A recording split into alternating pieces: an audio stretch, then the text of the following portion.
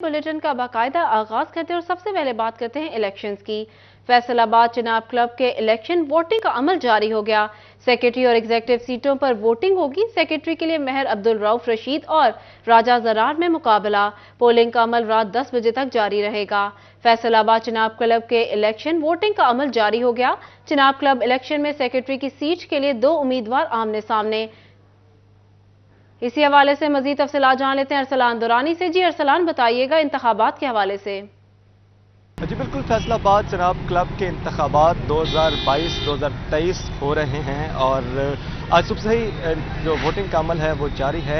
अगर सेक्रेटरीज की बात की जाए तो एक सेक्रेटरी की सीट पर 2 उम्मीदवार जो मद्दे मुकाबला है, जिनमें राजा जर्रार सज्जाद और अब्दुल रऊफ रशीद आमने सामने हैं।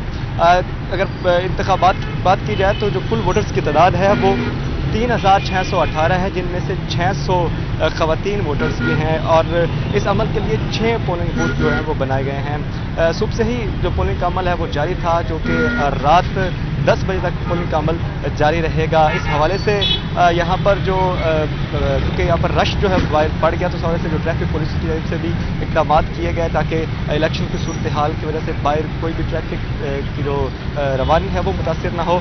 अगर इन इलेक्शन की बात की जाए तो ये हर साल ये इलेक्शन होते हैं, तो इस साल भी ये इलेक्शन का इनेकाद किया गया है। इस वक्त जो पोलिंग का अमल है वो जारी है और जो मेंबर्स हैं उनकी जानिब से वोटिंग जो है वोट कास्ट किया जा चुका है।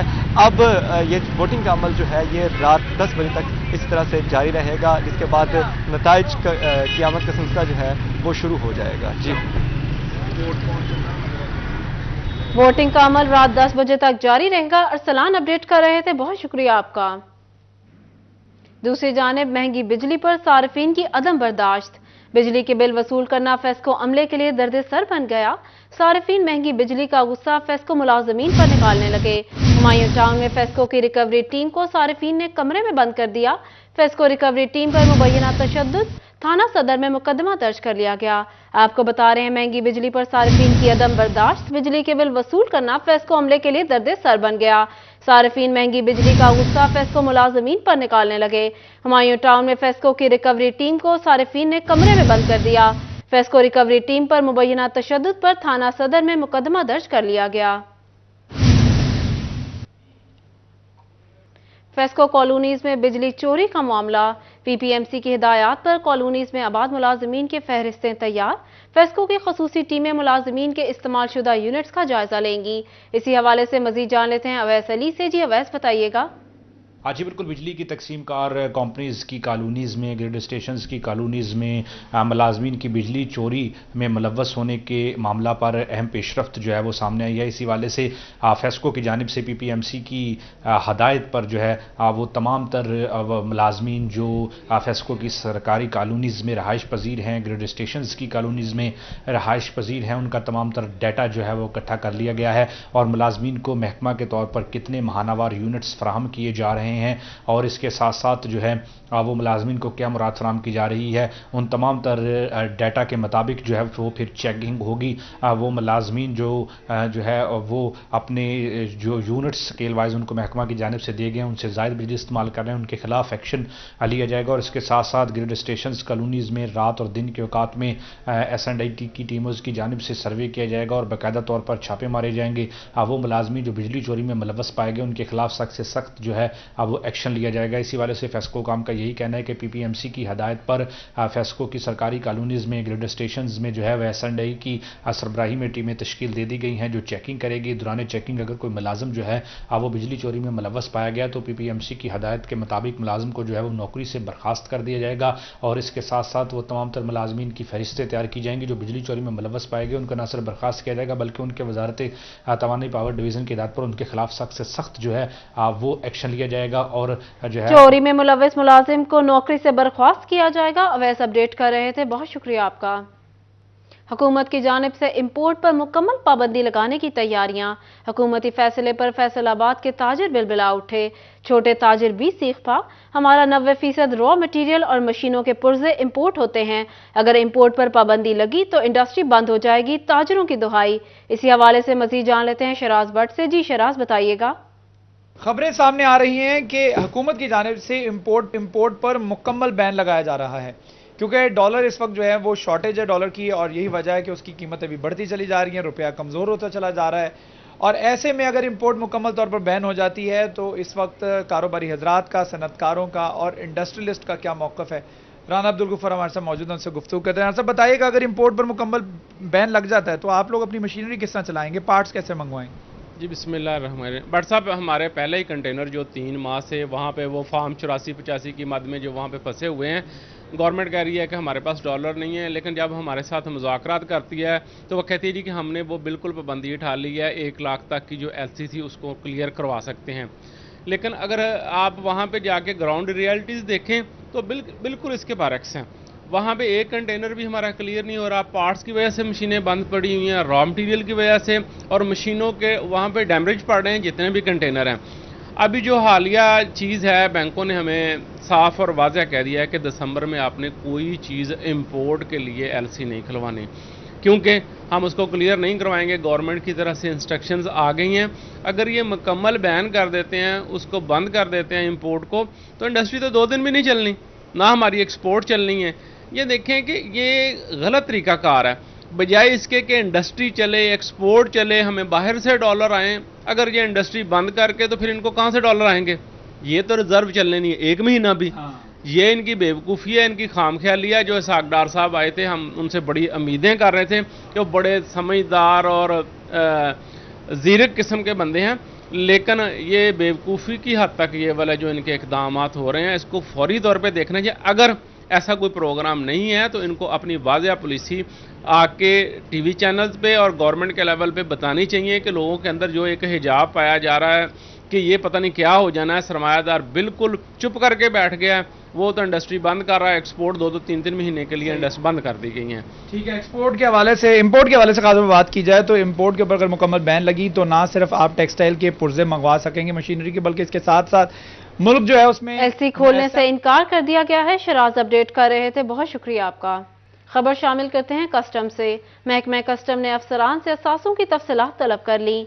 गुज़िश्ता 20 साल तक पुरानी सालाना कारकर्दगी रिपोर्ट्स भी तलब। स्केल 17 और इससे बड़े अफसरान को जल्द ACR मुकम्मल करने की हिदायत। मजीद इस हवाले से जान लेते हैं उमैर अजमत से। जी उमैर, बताइएगा। से बोर्ड ने उनके तमाम तर असासों की तफसीलात तलब की हैं, जबकि उसके साथ साथ उनकी जो कारकर्दगी रिपोर्ट थे ACR की मद में वो भी तलब की गई हैं कि वो तमाम अफसरान उन्होंने जब महकमा कस्टम्स को ज्वाइन किया उस वक्त उनके नाम पे जो असासे थे और करंट जो उनके असासों की तफसीलात थे वो ये तमाम तफसीलात तलब की गई हैं। उसके साथ साथ जो सर्विस रिकॉर्ड है 20 साल की ACR थे वो भी मुकम्मल करने और उसके साथ साथ वो बोर्ड को फराहम करने की हिदायत की गई है। इस हवाले से हेडक्वार्टर की जानिब से ये कहा गया है कि वो तमाम अफसरान जो कि प्रमोशन जोन में मौजूद हैं उनकी अगले स्केल में जो तरक्कियाँ हैं वो असासों की तफसीलात और उसके साथ साथ जो ACR हैं उनके साथ मशरूत हैं, तो लिहाजा वो तमाम अफसरान जो कि प्रमोशन जोन में मौजूद हैं वो अपनी ACR और असासों की तफसीलात बहुत शुक्रिया उमैर तफसीलात के लिए। सोने की कीमत में कमी वाक़या हुई है। फी तोला सोना 500 रुपये सस्ता 1,61,500 रुपये का हो गया। 10 ग्राम सोना 430 रुपये सस्ता 1,38,458 रुपये का हो गया। आपको बता रहे हैं सोने की कीमत में कमी वाक़या हुई। फी तोला सोना 500 रुपये सस्ता 1,61,500 रुपये का हो गया। 10 ग्राम सोना 430 रुपये सस्ता 1,38,458 रुपये का हो गया। जंग में रोड सेवरेज के पानी की जद में आ गया। करमावाला डिस्पोजल बंद होने से सैटेलाइट टाउन के मुतादिद इलाके ज़ेरे आब आ गए। सेवरेज सिस्टम नाकारा होने से इलाका मकीनों को शदीद मुश्किलात का सामना है। सेवरेज का पानी रोड पर जमा होने से ट्रैफिक रवानी भी मुतासर होने लगी। इसी हवाले से मजीद जान लेते हैं वसीम अजीज से। जी वसीम, बताइएगा। जी बिल्कुल, जंग में म्यूनसिपल एडमिनिस्ट्रेटर की गफलत के बायस शहरी जो है वो सेवरेज के पानी में डूब गए हैं। दारुस्किना रोड पर इस टाइम सेवरेज का पानी मौजूद है, जिसकी वजह से ना सिर्फ शहरियों को मुश्किलात का सामना है, इसी के साथ ट्रैफिक को भी शदीद मुश्किलात का सामना है। मेरा कैमरामैन अरबाब अहमद आपको इस टाइम दिखा सकते हैं कि रोड पर सेवरेज का पानी जमा है, जिसकी वजह से ट्रैफिक को यहाँ पर शदीद मुश्किलात का सामना है। इसी के साथ अहले इलाका को शदीद मुश्किलात का सामना है। घरों में सेवरेज का पानी जमा है, गलियों में सेवरेज का पानी जमा है। म्यूनसिपल कॉरपोरेशन के एडमिनिस्ट्रेटर की अदम दिलचस्पी के बायस शहर जो है वो सेवरेज के पानी में डूबता जा रहा है। मेरे साथ साबिक नाज़िम बहादुर खान जगड़ साहब मौजूद है, इनसे बात करते हैं। सर बताइएगा, शहर में सेवरेज का पानी है, कोई नोटिस लेने को तैयार नहीं है, क्या कहेंगे इस पर? ये दारुस्सकीना रोड जो आपके सामने एक सैलाब का मंजर पेश कर रही है, इसकी डिस्पोजल कर्मा वाला डिस्पोजल कई महीनों से बंद है। हमने अरबाब इख्तियार के दफ्तरों में जाकर दस्तक दी है, बार बार उनको झंझोड़ा है, बार बार उनको एहसास दिलाया है कि ये पूरा इलाका तबाह हो रहा है। ये पूरा कोई 7-8 किलोमीटर का इलाका है, दोनों तरफ बड़ी बड़ी आबादियाँ हैं और सेवरेज का पानी सड़क के ऊपर भी है, गलियों में भी है, खाली प्लाट्स के अंदर भी है, घरों के अंदर भी दाखिल हो चुका है, हत्ता के मस्जिदों और तालीमी इदारों और स्कूलों के अंदर पानी दाखिल हो चुका है और ये पूरा इलाका एक तबाही का मंजर पेश कर रहा है। लोगों के घरों के दीवारें बैठ गई हैं, मकानात बैठ गए हैं और निकलना मुश्किल हो गया है। और हम एक एक जिम्मेदार तक, बल्दिया के जिम्मेदारान तक, एडमिनिस्ट्रेटर तक, डिप्टी कमिश्नर तक, हम हर एक के पास गए हैं, लेकिन किसी ने हमारी बात नहीं सुनी। कर्मा वाला डिस्पोजल की जो मोटर है वो इन्होंने निकाली है, पहले निकलती नहीं थी, अब निकाली है, कहते हैं मुरम्मत के पैसे नहीं हैं। सितम ज़रीफ़ी की बात यह है, शर्म का मकाम है, डूब मरने का मकाम है कि एक मोटर 6 महीने से पड़ी हुई है और वो मुरम्मत नहीं होती है। इस सेवरेज लाइन की सफाई के लिए पासपोर्ट ऑफिस के सामने वो जो मशीनें हैं सफाई वाली, वो 3 महीने से खड़ी हैं। मैं ठेकेदार को मिला हूँ, मैं इनके अमले को मिला हूँ, कहते हैं जी उसकी सफाई करने वाले जो मजदूर हैं उनको देने के हमारे पास पैसे नहीं हैं। ये बल्दिया कॉरपोरेशन जो है ये करप्शन की नज़र हो गई है, सारे वसाइल लूट लिए गए हैं। सारे वसाइल जो है वो लूट लिए गए हैं। यहाँ पर शहरियों ने डिप्टी कमिश्नर को दरखास्तें दी हैं, इसी के साथ म्यूनसिपल कॉरपोरेशन को दरखास्तें दी हैं, म्यूनसिपल कॉरपोरेशन के एडमिनिस्ट्रेटर को दरखास्तें दी हैं, मगर ताहाल कोई सुनवाई नहीं हुई। सेवर लाइन और इसी के साथ जो है दारुस्सकीना रोड पर सेवरेज का पानी, ताहाल कोई सुनवाई ना हुई। वसीम अपडेट कर रहे थे, बहुत शुक्रिया आपका। खबरों का सिलसिला आगे बढ़ाते हैं और आपको बताते हैं वासा फैसलाबाद के जेर इंतजाम जायका और डेनमार्क के इश्तराक से फॉरेन फंडिंग प्रोजेक्ट पर जायजा इजलास। प्रोजेक्ट डायरेक्टर साकिब रजा ने दोनों प्रोजेक्ट के हवाले से ब्रीफिंग दी। रुकन कौमी असम्बली फैजुल्ला कमोका, MD वासा जब्बार अनवर इजलास में शरीक हुए। डिप्टी MD अदनान निसार, इकरामुल्ला और जायका टीम मेंबरान भी इजलास में शरीक हुए। फैजुल्ला कमोका की वासा अफसरान को NA 109 में जारी तरक्याती प्रोग्राम को जल्द मुकम्मल करने की हिदायत। वकास बेग हमारे साथ मौजूद हैं, इनसे मजीद जान लेते हैं। जी वकास, बताइएगा।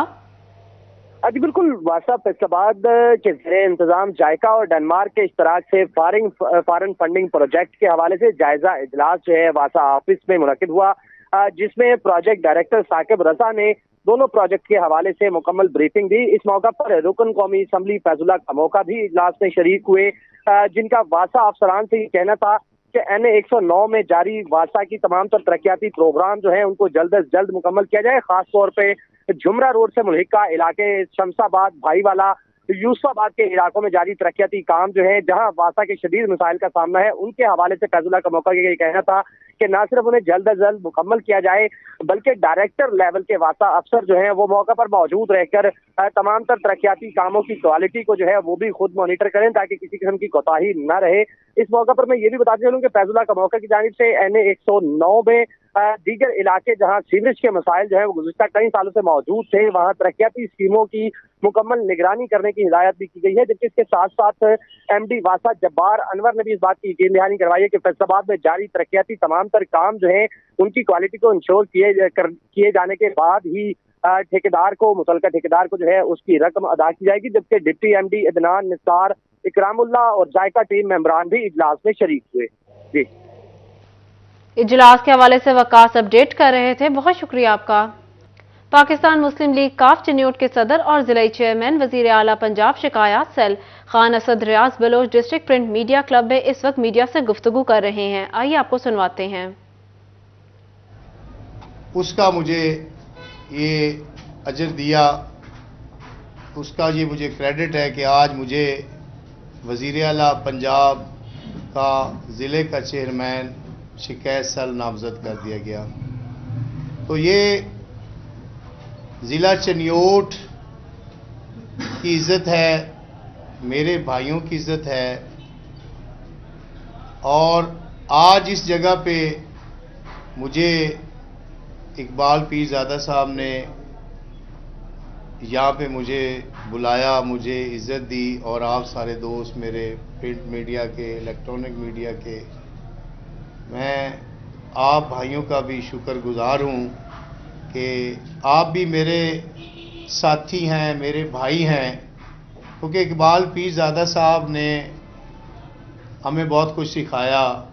मेरे बड़े भाइयों की तरह हैं, शेख जहांगीर साहब बैठे हैं, साहब बैठे हैं, ये पुराने बड़े मेरे सारे साथी हैं।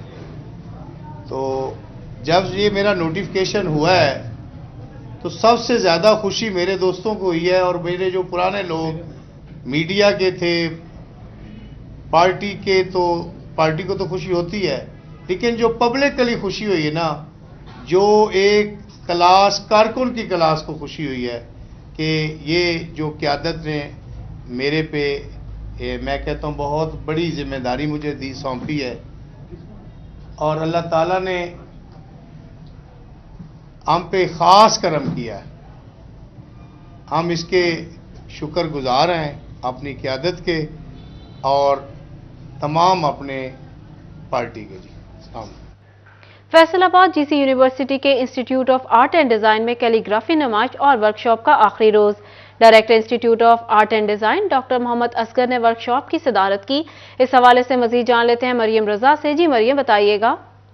जी बिल्कुल, फैसलाबाद में जीसी यूनिवर्सिटी टेक्सटाइल डिज़ाइनिंग के यहाँ पे फाइन आर्ट्स के स्टूडेंट्स की जानिब से 2 रोज़ा खताती की जो है यहाँ पे एग्जीबिशन लगाई गई थी, जिसमें तलबा की बड़ी तादाद ने शिरकत की और अपनी खूबसूरत खताती जो है यहाँ पर पेश की। इस वक्त हमारे साथ जो है वासिल साहब मौजूद हैं, उनकी टीचर, उनसे बात करते हैं। पूछे सर, मुझे बताइएगा कि बच्चों की बहुत अच्छी वर्कशॉप जो है यहाँ पर लगाई गई, नुमाइश की गई खताती की, जिसके अंदर खूबसूरत जो है उन्होंने यहाँ पर काम किया। क्या कहेंगे इस बारे में? जी बिस्मिल्लाहिर्रहमानिर्रहीम।